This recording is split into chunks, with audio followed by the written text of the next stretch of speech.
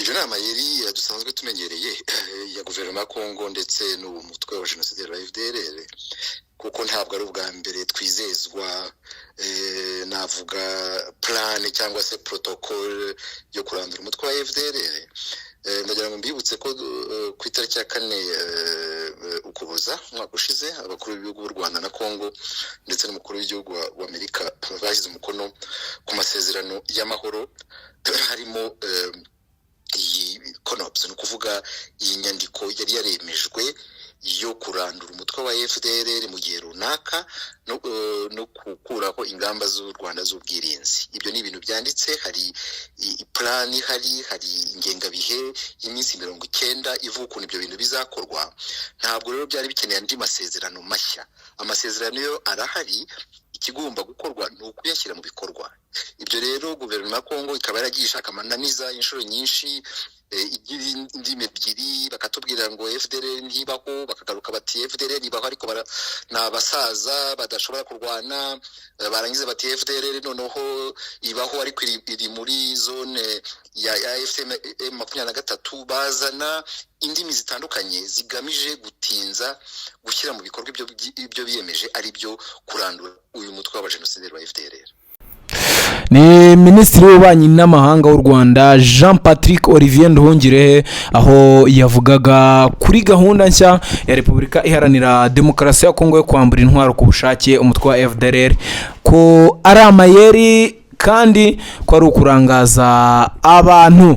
Mu kiganiro yagiranye na Radio Agasaro Kaburaga yavuze ko iby'u Rwanda na Repubulika ya Demokarasi ya Kongo byiyemeje bisanzwe byarasobanuwe neza mu masezerano yasinywe ku bufasha bwa Leta Zunze Ubumwe za Amerika.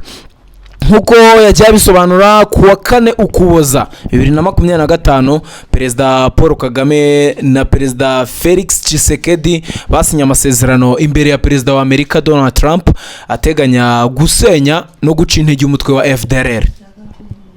Aya masezerano ajyana na CONOPS. CONOPS nicyo bita Concept of Operations, inyandiko isobanura uburyo nyabwo bwo gushyira mu bikorwa icyo gikorwa. Nduhungirehe yavuze ko nta mpamvu yo gushyiraho indi protocol nshya kuko uburyo bwo kubikora bwamaze kumvikanwaho icyo gihe muri 2025 Ukuboza ku itariki 4.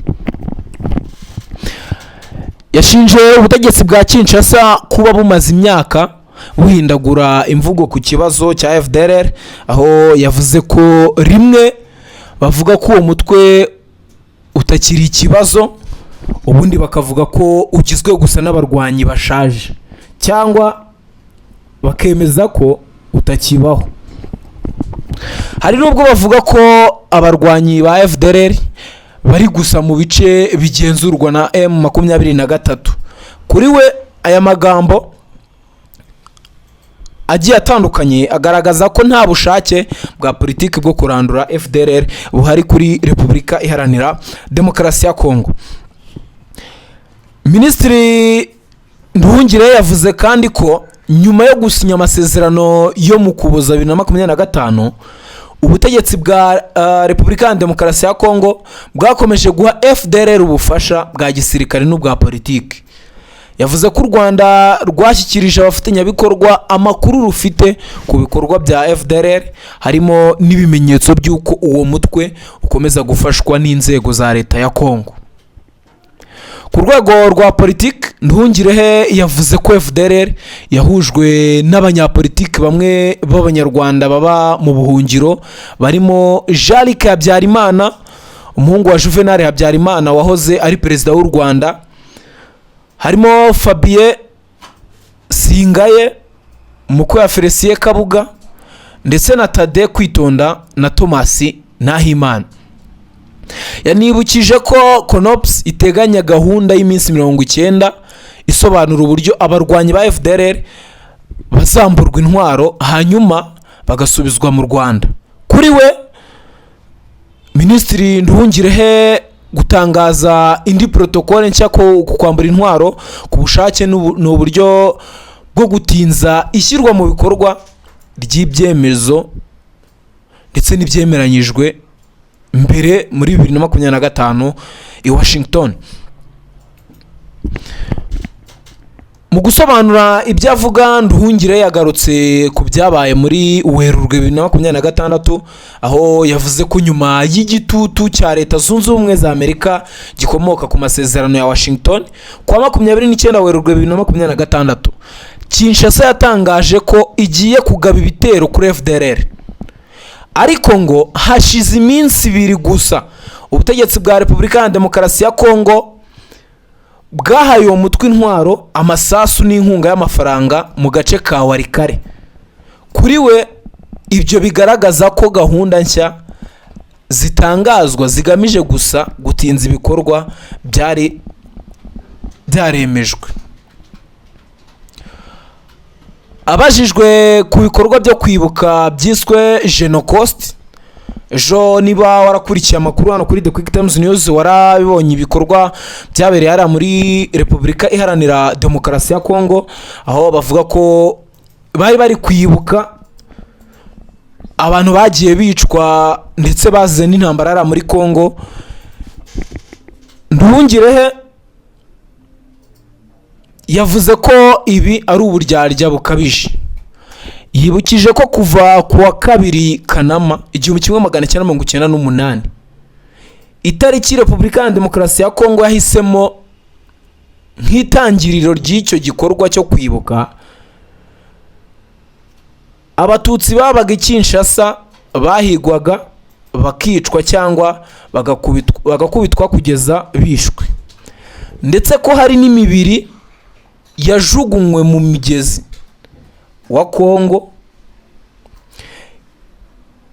Yanavuze amagambo yahoze ari Vice Perezida wa Repubulika Iharanira Demokarasi ya Kongo, Abdoulaye Yerodia, wavuze ko abatutsi ari imyanda n'udukoko tugomba kurandurwa.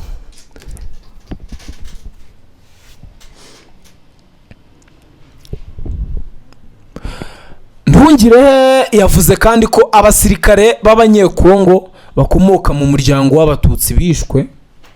Anibutsa amagambo yavuzwe n'umuvugizi w'ingabo za FARDC Generali Sylvain Ekenge, washishikarije abanyekongo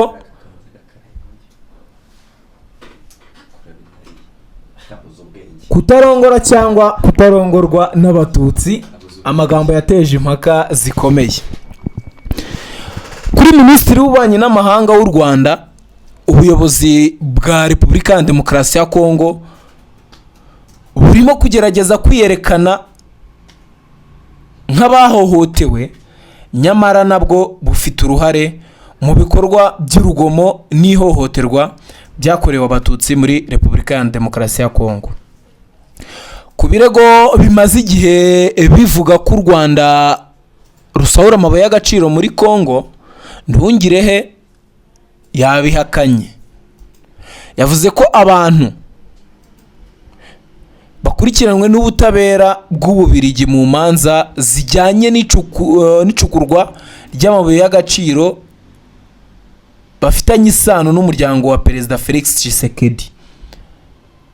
Yanongeyeho ko FDLR igikomeje gucukura no gucuruza amabuye y'agaciro mu bice igenzura mu burasirazuba bwa Repubulika Iharanira Demokarasi ya Kongo. Muri make ni ibyo Minisitiri Nduhungirehe yagiye aganira ndetse n'ibibazo bamubazaga, ariko ibisubizo byose yabishyize hanze. Nuko ikiganiro cyari kimeze, aho yasubizaga n'ubundi kuri Kongo. Mu minsi ishize twagiye tubona abayobozi bagiye batandukanye batangaza, ba Patrick Muyaya mwarababonye bavuga ku Rwanda, bagiye bavuga ibintu bitandukanye byinshi banashinja u Rwanda ko rufite igisirikare ari muri Kongo, ko bayishinja M23.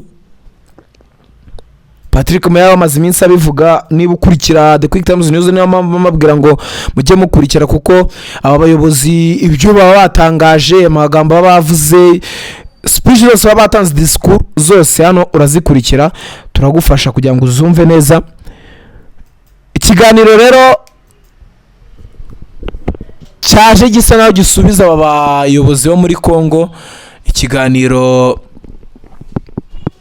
cyanyuraga kuri radiyo Agasaro Kaburaga, ubwo nawe yagerageje kubasubiriza. Ikiganiro cyose nuko byaba bimeze, n'ibyo bisubizo yatanze. Ubwo icyo umuntu yakibaza, se ibi biraherera he? Ese ko n'ubundi yabasubije Kongo yo n'ubundi ntikomeza kongera kuba yavuga amagambo nk'aya, kuko baba bashinja u Rwanda ibintu byinshi by'ingabo zabo. Ejo bundi no bavuga ngo FDLR, banasohoye inyandiko twarazibonye zanazisinyweho ngo na FDLR. Nduhungire bavuga ko ni ukubeshya ndetse ni no gushuka abantu kugira ngo bakomeze batinze umugambi w'amasezerano yasinyiwe i Washington, kuko uyu mutwe n'ubundi wagombaga kurandurwa burundu. Ariko Kongo ibishaka kubishyira mu buryo bwayo, habeho kuba bakamburwa intwaro, nta kindi gitutu bashyizweho, mbega mu mahoro. Ariko Nduhungire bavuga ko ibi ntabwo biri mu masezerano ya Washington, ntaho bihuriye ndetse no kubeshya. Ubwo turakomeza dukurikirane turebe aho biza guherera n'uburyo ibintu byose bimeze. Icyo nkubwira no ko wowe ugomba gukanda subscribe hano kuri The Quick Times News. Reka ngushimire cyane, njye nari Ivan Lucky, tukomeze kubana mu biganiro bigiye bitandukanye ndetse biri imbere bikugeraho buri kanya.